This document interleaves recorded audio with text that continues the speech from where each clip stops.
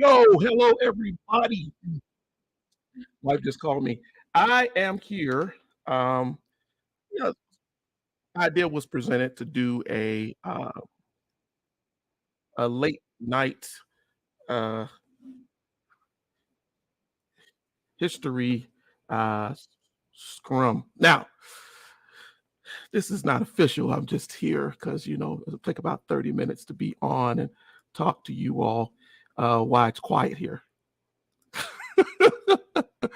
But um I wanted to get on here real briefly and talk to those folks who don't get a chance to see us during the actual week. Shout out to a lot of the different people who have been sending me information over this last week. Janarius, thank you. I think I put something out on Facebook thanking you for um, the things that you actually have sent to me.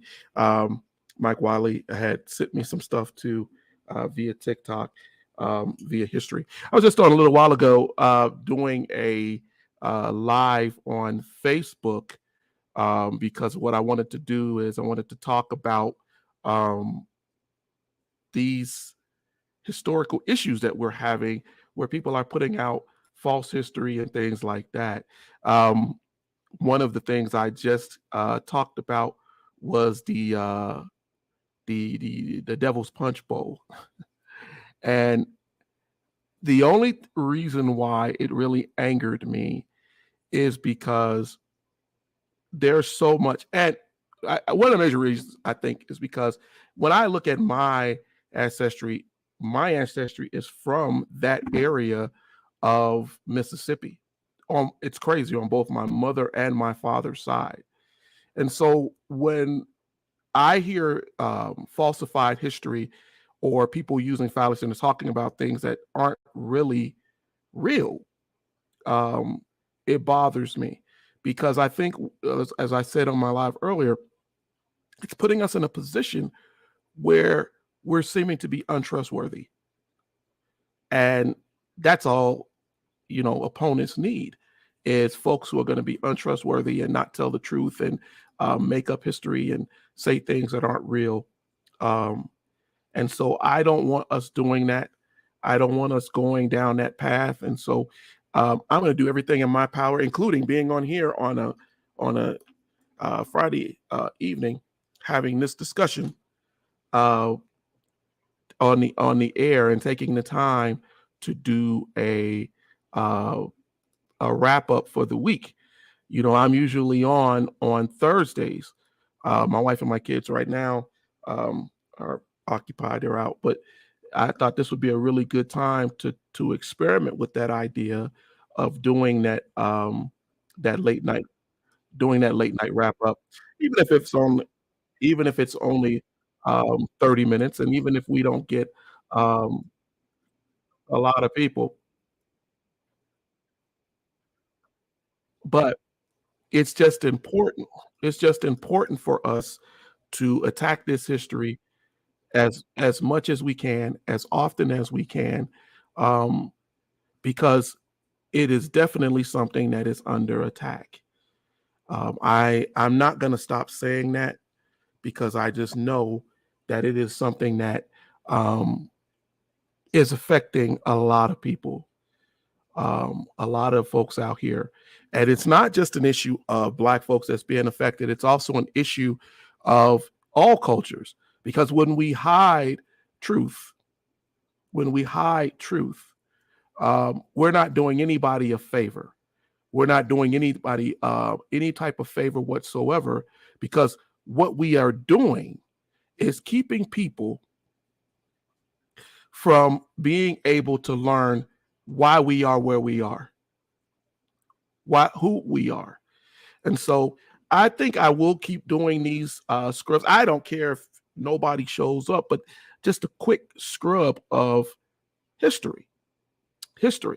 So today, as I said, I was talking about the Devil's Punch Bowl. If you don't know what the Devil's Punch Bowl is, it's the idea that the Union Army, as the Confederacy was failing, it is believed that in Natchez, Mississippi, that the Union Army killed or murdered, and depending on where the myth or the folklore comes from, you hear from 200 people. I think one guy was on TikTok saying 50,000. Somebody said 20,000. But the idea of the Devil's Punch Bowl was conceived by Confederate lost cause revisionists. And if you had followed my one of our interactives, and you had remembered that I talked about William Archibald Dunning and how after the Civil War, revisionists tried to go in and make the South out to be give it pageantry and talk about how wonderful it was and how Blacks were treated so wonderfully, and then to lie about the Union and that the Union didn't really care about Black people and that they were fighting for something else. It wasn't about slavery, it's about states' rights. All of these different things that were said, right?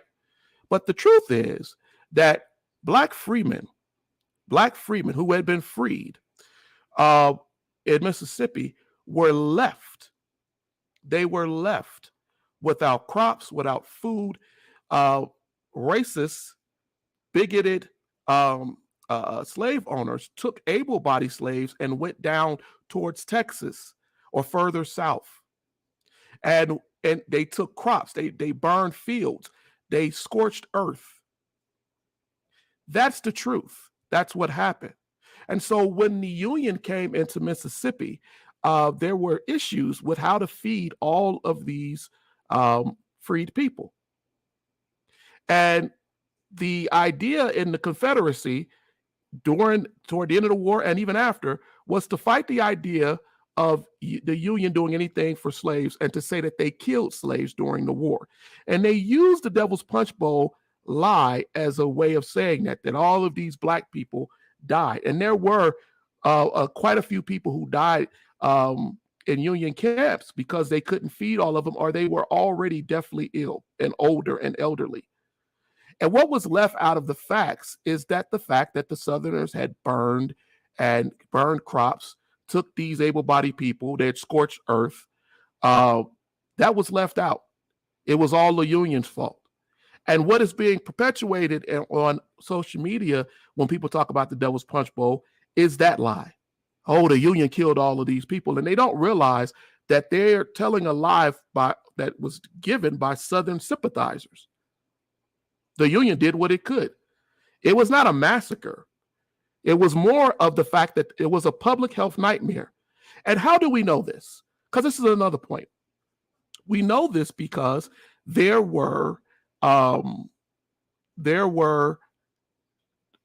documented letters, and there were magazines and newspapers that talked about it, that talked about what actually happened. And here's the thing. There are so many horrendous things that happened during the Civil War. I mean, you could talk about the Ebenezer Creek Massacre when the Union left and Black slaves drowned in the rivers because they were afraid that they were going to be captured by Confederates and put back into slavery. That happened in 1864. You could talk about the Pillow Fort Massacre of 1864, where Black men were killed and sectioned out to be murdered. The Simpsonville Massacre of 1865. These are factual, documented massacres, things that you don't have to make up.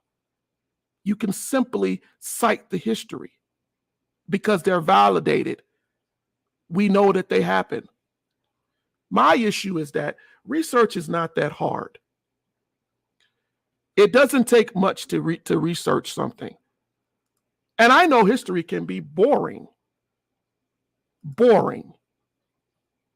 People don't want to interact with it. But the same people who tell me that it's boring and they don't want to interact with it are also those same people who turn around and say that I don't understand why our society is so bad. I don't understand why our Black children are acting out. And unfortunately, that's a problem. That's a problem. So I think we need to be a little bit more mindful of what we're doing. We need to be a little more mindful of what we're saying. And we need to take the time to actually teach history in its truth. In its truth.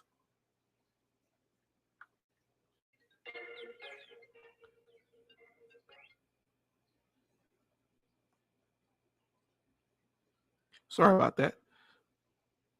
I'm sending something to my wife and my kids. But anyway, let's say, so that's a problem. That's a severe problem.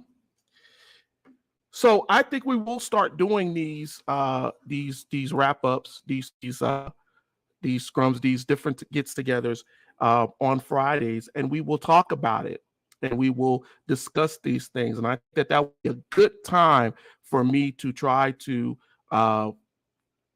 maybe get people on later who, before they get ready to take their rest and their slumber, to talk about some of these things that they can't talk about on Thursday nights.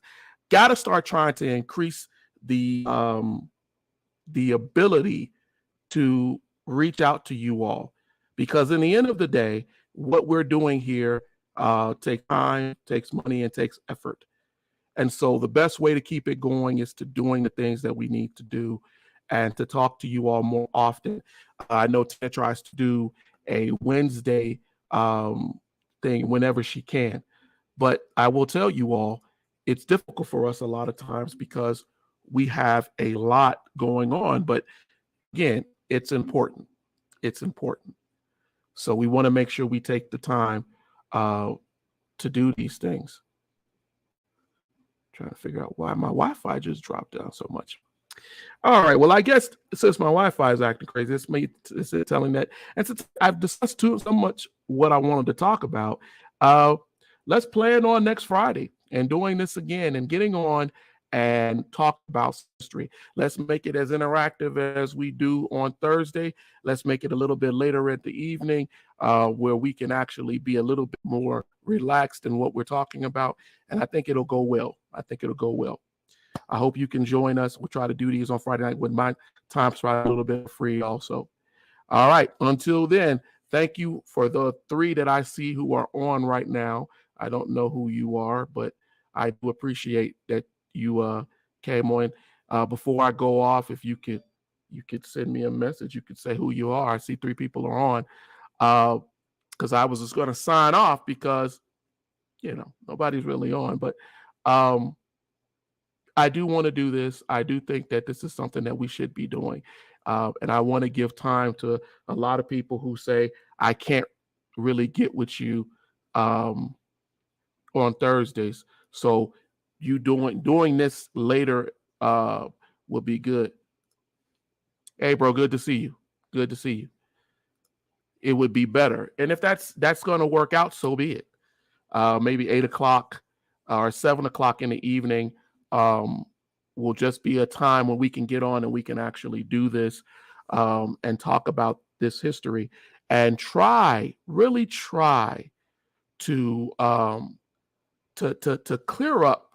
If you get on social media and you see something that you don't think is correct, hey, hit me up. Hit me up. And I promise you, I will look into it for you. And if I can't source it for you, I'll try to give you the resource to help you to source it. I want you to be able to do that. So let's use this time too to do those things. Come on, send something to us. Say, hey, somebody said something and I don't know if that's correct. Why is that important? Because then we won't be putting out false history.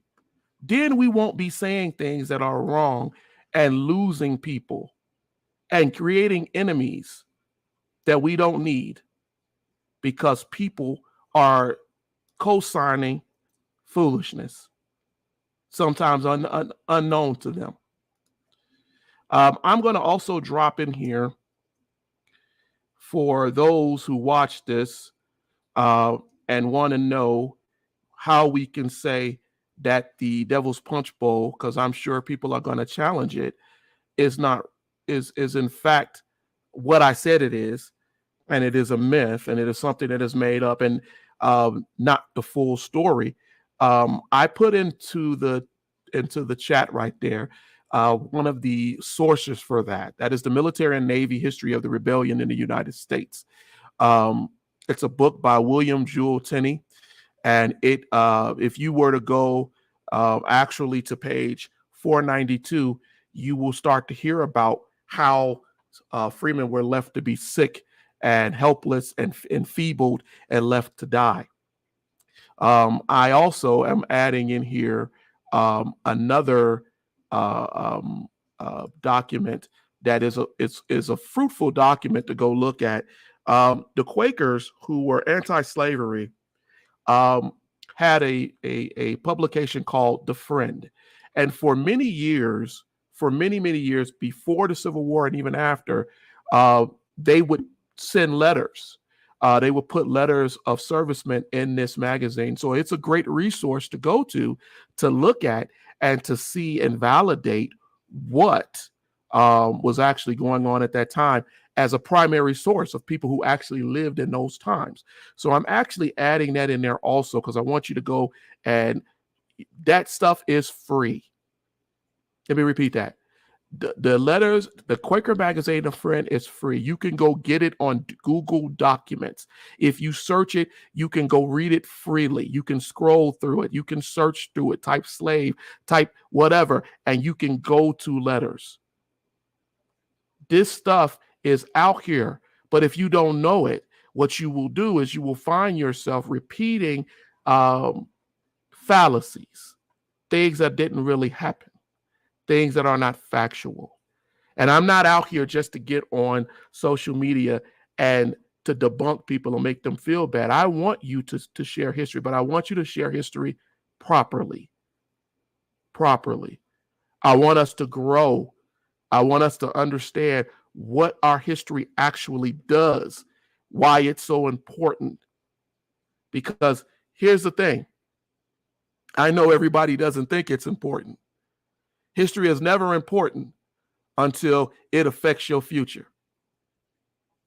It is never important until it affects your future.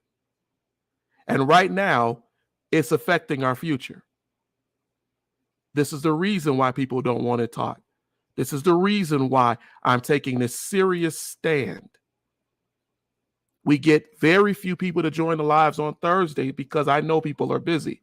So whatever I can do to help you to grow your knowledge, to grow the knowledge of your family, please feel free. Get on the Erudition Network on Facebook. Get on the Erudition Network on YouTube.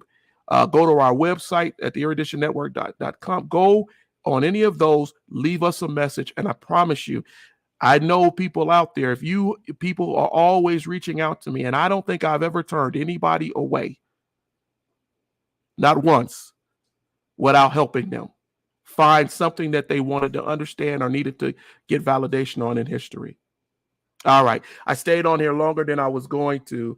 I was going to get off, but I appreciate the three of you who are on here. I appreciate I appreciate you, brother, for sending me that. I saw my auntie was on here. I really do appreciate you all for clicking on this and bearing with me for these last 20 minutes, because I really think we really got to do better, and we really got to start taking this history seriously, because they're denying it.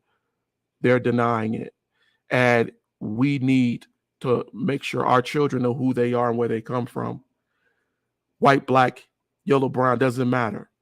How do we all play into this thing that we call America? And how do we play into this world? Is so important. And there are so many unanswered questions that I know people have that just don't know how to ask those questions. All right.